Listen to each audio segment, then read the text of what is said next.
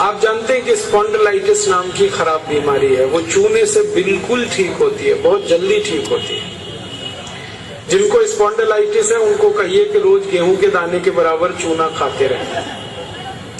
तरीका क्या है? आधा कप दही, ताजा दही, खट्टा नहीं होना चाहिए, और दाल जो हम रोज खाते हैं उसमें मिला के, नहीं तो गर्म पानी में मिला के पी लीजिए। ये चूना बहुत अच्छी दवा है हमारे घर के उन सब बच्चों के लिए जिनकी लंबाई नहीं बढ़ रही है। अगर ऐसे बच्चे आपके घर में हैं जिनके बारे में आपको लगता है कि लंबाई नहीं बढ़ रही है, इनको नियमित चूना खिला दीजिए, गेहूं के दाने के बराबर, साल भर खिला दीजिए, लंबाई बहुत बढ़ेगी। जो घर में ऐसे बच्चे हैं जिनकी बुद्धि कम है, मतिमंद बच्चे जिनको हम कहते हैं, मेंटली रिटार्डेड, उन सब बच्चों की सबसे अच्छी दवा ये चूना है। 2-3 साल लगातार खिलाइए, गेहूं के दाने के बराबर, दही में नहीं तो पानी में, नहीं तो दाल में। हमारे घर में माताएं हैं जिनकी उम्र 50 वर्ष हो गई है, और जिन माताओं की उम्र 50 वर्ष हो जाती है उनका मासिक धर्म बंद होता है, मासिक चक्र बंद होता है। फिर वो माताओं को जितनी तकलीफें होती हैं मासिक चक्र बंद होने से, उनकी सबसे अच्छी दवा ये चूना ही है। आप उनको कहिए रोज चूना खाएं, गेहूं के दाने के बराबर। हमारी यहाँ बहुत सारी बहनें बैठी हैं, इस बात को ध्यान से सुने। घर में हमारी सभी बहनें और माताएं जो मासिक धर्म की समस्या से परेशान हैं, उनका मासिक धर्म समय से नहीं आता है तो बहुत खून आता है, या उसमें कई बार समय बहुत लगता है। इन सब मासिक धर्म की बीमारियों में दर्द बहुत होता है। आप चूना खाइए, गेहूं के दाने के बराबर, दही में, नहीं तो दाल में, नहीं तो गर्म पानी में।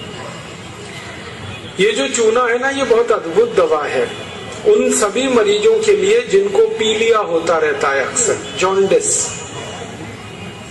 जिनको भी जॉन्डिस होता है उनको आप गन्ने के रस में गेहूं के दाने के बराबर चूना मिला के दीजिए। आधा गिलास गन्ने का रस, गेहूं के दाने के बराबर चूना, बहुत जल्दी पीलिया ठीक होगा और बार बार पीलिया होना बंद होगा।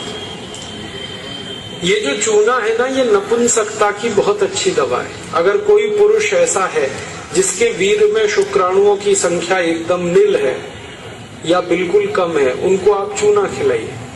2-3 साल चूना दीजिए उनको गन्ने के रस में, वीर्य में शुक्राणुओं की संख्या बढ़ेगी।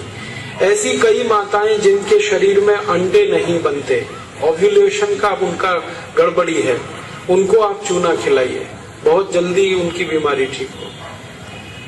ये जो चूना है ना, आपके रीढ़ की हड्डी में कहीं कोई तकलीफ आ जाए, जैसे कई बार रीढ़ की हड्डी का जो लंबर रीजन है इसमें गैप आ जाता है, L1, L2, L3, L4 के बीच में गैप आ जाता है, इसको ठीक करने की ताकत चूने में ही है। चूना खाइए। कभी हड्डी क्रैक हो जाए तो हड्डी को जोड़ने की सबसे ज्यादा ताकत चूने में, चूना खाइए। एड़ी की दर्द है, पैर की एड़ी का दर्द है, चूना खाइए, ठीक होगा। पंजों में दर्द है, चूना खाइए, ठीक होगा। आपके दांत में अक्सर ठंडा गर्म पानी लगता है तो आप चूना खा लीजिए, बिल्कुल ठीक हो जाए। दांत में कीड़े बहुत लगते हैं, चूना खाइए, नहीं लगेंगे। दांत हिलते हैं, कमजोर हैं, चूना खाइए, मजबूत हो जाए। ये एक चूना 70 बीमारियों में काम आता है, 70। और ये ईश्वर ने हमें सबसे ज्यादा दिया है, 70 बीमारियों में काम आता है। आप कभी भी इसको याद रखिए। मैं सबको यही कहता रहता हूं कि आप चूना खाइए, चूना लगाइए मत कभी किसी को। ये चूना लगाने के लिए नहीं है, खाने के लिए। और ये चूना हम खाएं तो 2 ही बातें याद रखनी है। पत्थर वाला खाना है, पत्थर वाला चूना एक आता है, एक सीप वाला भी आता है, तो सीप वाला नहीं खाना, पत्थर वाला। और यही चूना है पत्थर वाला जो पान की दुकान में मिलता है, तो वहां से आप कभी भी ले सकते हैं, इसे याद रखिए।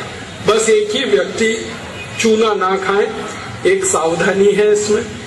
जिनको पथरी की बीमारी है, जिनको गॉल ब्लैडर स्टोन है, वो चूना ना खाएं। जिनको किडनी स्टोन है वो चूना ना खाएं। जिनको मूत्रपिंड में पत्थर है वो चूना ना खाएं, बाकी सब खाएं।